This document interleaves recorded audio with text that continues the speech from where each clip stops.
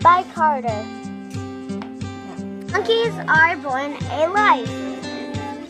They are mammals and they feed their baby milk. Monkeys can climb really high.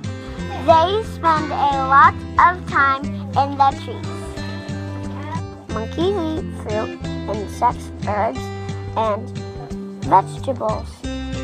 They are omnivores, which means they eat a variety of food. Monkeys live in Africa, Asia, Mexico, Central, and South America.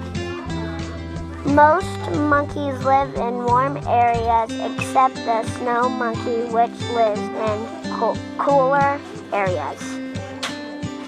I hope you enjoyed learning about monkeys. The end.